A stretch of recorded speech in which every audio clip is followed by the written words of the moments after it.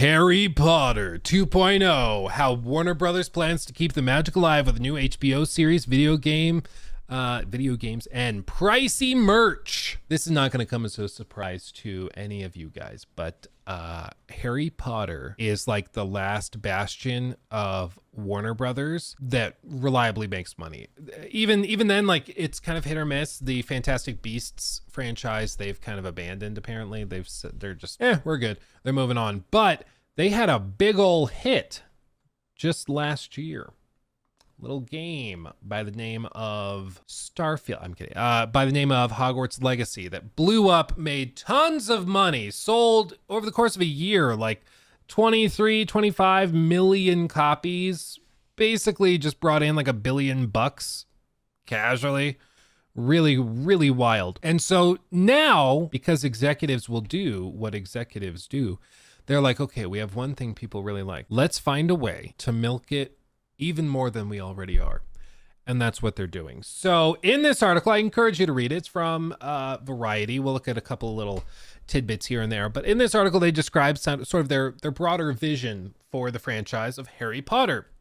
In case you're not familiar, they already announced that they are launching this HBO like reboot of the movies. So of course they did the original movies through the 2000s, and those were wildly successful, huge. I mean, it was Marvel before Marvel. They were massive. Every single one was breaking records. And then the franchise kind of went away for a little bit. And then later they introduced the Wizarding World at Universal Studios. Orlando, I think, was the first one. And those theme parks blew the franchise up again. And then they tried to do Fantastic Beasts, and that didn't really go anywhere because it wasn't very good. And it also was weird because they cast Johnny Depp as, what's his name? I can't remember the name of the character, but they cast Johnny Depp, and then all that Amber Heard stuff happened. So then they fired Johnny Depp and they replaced it with Mads Mikkelsen. Grindelwald, thank you, Grindelwald. They replaced Johnny Depp with Mads Mikkelsen, and it just, the whole thing, it also like starred Ezra Miller, who is now facing like tons of charges of assault and all sorts of stuff, apparently. Not a great person, it seems. So kind of a mess, just a wee bit of a mess, but this time they have it figured out. And they're going to do a big, wild, crazy reboot where they're going to serialize it into an HBO show. So think like Game of Thrones, but Harry Potter. More on that in a second. They also are trying to kick off new things. Wizards of Baking. It's a hat tip to Warner Media and Discovery's beginnings. The two giants came together for a $43 billion merger in 2022, precisely to mine new riches by marrying Warner Brothers controlled properties with Discovery's strong lineup of lifestyle channels. They're literally just making a Harry Potter themed baking show.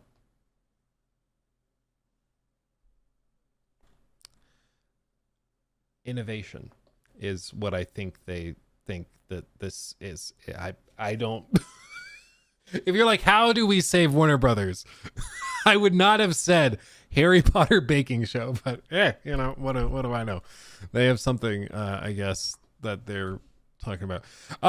Warner Brothers was encouraged last year by strong response from fans to the game Harry Potter Legacy, Hogwarts Legacy, which wound up as the top-selling game of 2023 and has crossed 30 million units sold as of last month. So 30 million, multiple millions of that I'm sure are on like PS4 or on Switch because they ported it over there. Like they've done a lot of work on this game to get it out everywhere, and it's made them a lot of money. Not to mention that there's sort of cascading effects with this, where Harry Potter as a franchise does better when a game like pops off like this, because a lot of people, myself included, played the game and were like, okay, now I want to rewatch the movies. So then we go and we rewatch all the movies, and then you're like, oh, and I have kids now.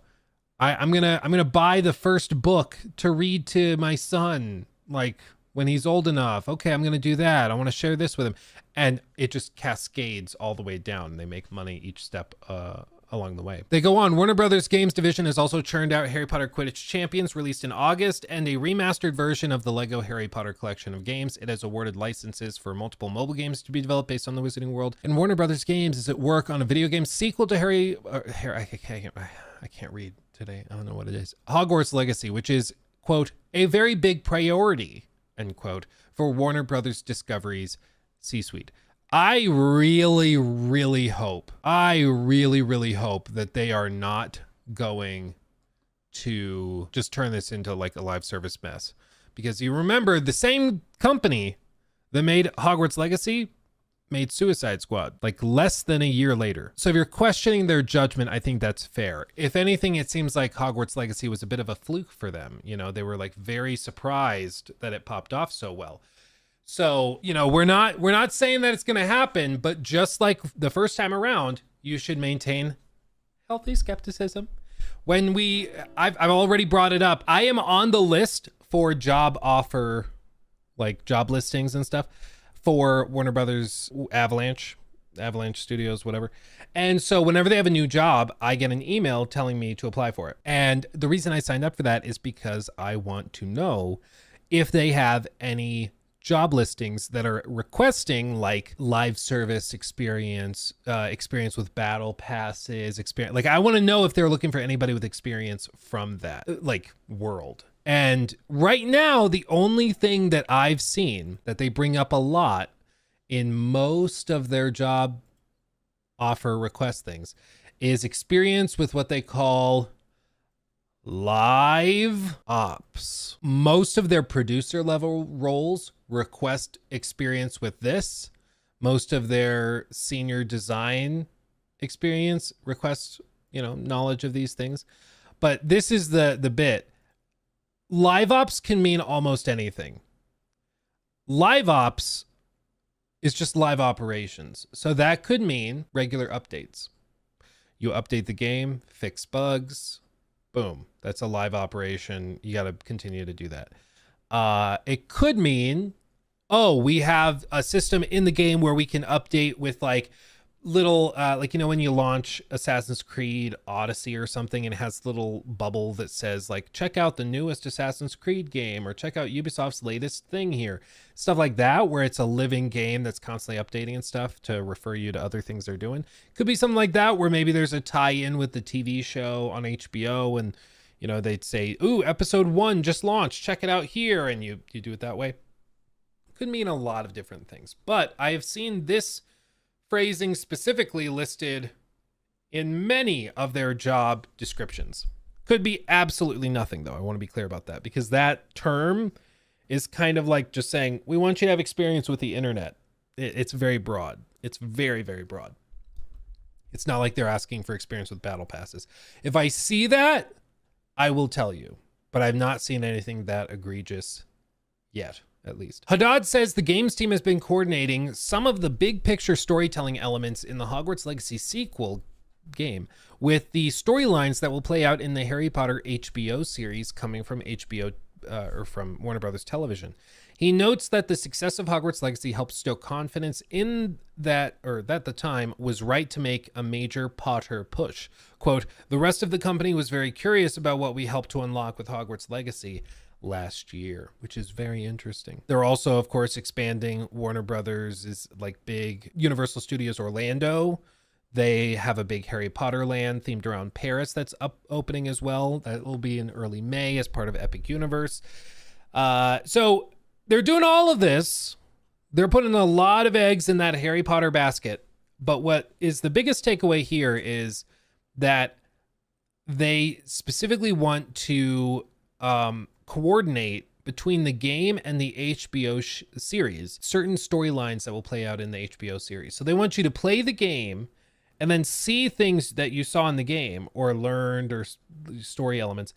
They want that to echo into the show. My understanding is that the show is just the books. It's just a retelling of the books. So it's very interesting to me that they're saying that, because does that mean that they're going to have more modern, not modern day, but like Harry Potter elements? Like, are you going to see Harry Potter? Are there going to be flash forwards? Is there going to be like backstory? Like, I don't know. Like, it's not out of the realm of possibility that you could do like a Hogwarts Legacy 2 where you're in the school at the same time as Harry and they kind of interweave the events of the books and films, but then you're doing your own thing separately, and they try to like do little tie-ins where they could explain something that happened in the movie or in the books. by what the player does. There's cool things they could do with it. They could also like totally butcher it at the same time. But at the very least, it's intriguing. It's intriguing. Let me show you why I don't have a lot of confidence in these adaptations, the HBO show, or anything else. What's one of the biggest, most infuriating things about like the modern era of Netflix adaptations, Disney adaptations, Amazon adaptations? It's that they claim they are going to be truthful to source material that people know and that people like, and then they just try to totally reinvent it because they're trying to like get some message across, or because they find it problematic or something like that. Notably, like having people that worked on the Witcher show that openly discussed how sexist the books were and stuff like that. And it's like, well, then why were you hired to do it? Like, if you hate it so much, why are you making a show about it?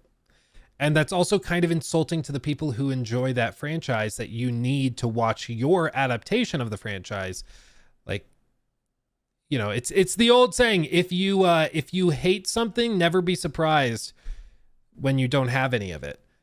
Whether that's money, if you hate money and wealth, yeah, you shouldn't be surprised when you have no money. If you hate like the audience for a certain book or game or movie or something, yeah, you shouldn't be surprised when they don't like watching you or hanging out with you or supporting you. Like, it's pretty simple and self-explanatory. But the reason I don't have a lot of confidence in this is because the newly announced Harry Potter TV writer, Andy Greenwald, he said with the Writers Guild of America website, he announced that he was working on this.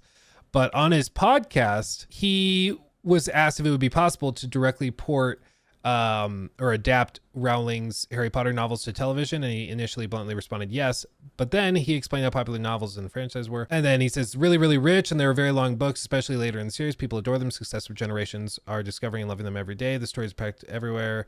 Stores are packed everywhere.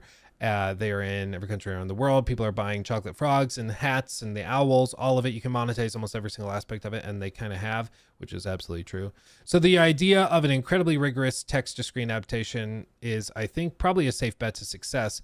However, if something is trumpeting its absolute rock-steady faithfulness, I think the pleasures that can be derived from that are probably not going to be for me, because I didn't read all the books. I read them to my older daughter until she could read them for herself, and then she dusted me. And I think there's some other creative possibilities within this world, but J.K. Rowling controls all of it, and it's not going to let anyone else come play with her toys, and that's her right, and is obviously very profitable, so that's what we get. So they have a writer for the show that hasn't read the books and is expressing a desire to do something else, which is like already some of the initial like stuff that they were describing about the Witcher show, where they're like, we just think Andrzej Sapkowski's world has a lot of potential for us to discover other things like Frangilla and explore the dynamics of that and court intrigue and all these things. And it was nothing anybody wanted, but it didn't go anywhere. The difference here is that J.K. Rowling does still have absolute control over everything Harry Potter related. So if J.K. Rowling does not want something to be rewritten, if she doesn't want this or doesn't want that, she can overwrite it. It's one of the things that she, I think, intelligently put into all of the contracts when she signed over the rights for all the movies and books and everything. She retained complete creative control. Would have been very easy for her to just totally let go. Look at what happened to Star Wars when George Lucas sold it off. George Lucas could have signed it retaining complete control, but he didn't. And now, I mean, we can see everything that kind of happened there. So I think that it's less likely that this goes really sour, but I'm already seeing some of the like red flags that popped up when it came to like The Witcher on Netflix, where it's like you have writers that have not read the thing that they are adapting. How can you adapt something if you haven't read it? Call me crazy. I don't know how you do that. I don't think you can. We've decided to adapt the book of Matthew from the Bible. I haven't read it, but we're going to do like a big movie about it. Do you plan on reading it? No. I want to go a different direction. You'd be like, what are you talking about? You sound insane. So anyway, there's all that. Cliff notes are good enough. Yeah, exactly. So anyway, Harry Potter as a franchise, still big. They're pouring a ton of money into the sequel. The HBO show is expected to launch in 2026, which means that the Hogwarts Legacy sequel probably comes out around the same time because they want to tie them together. That, I think, is a really, really safe bet. Imagine Hogwarts Legacy 2, probably early 2026. And they're going to put a lot of eggs in that basket. A lot. So buckle up, Puckaroo. Buckle up, Buckaroo. He took my thing.